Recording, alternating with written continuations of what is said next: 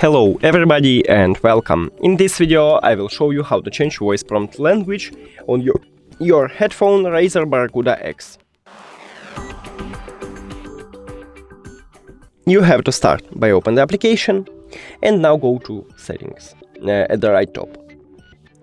Now click on prompt language and be sure that your headphones are 75% charged or more.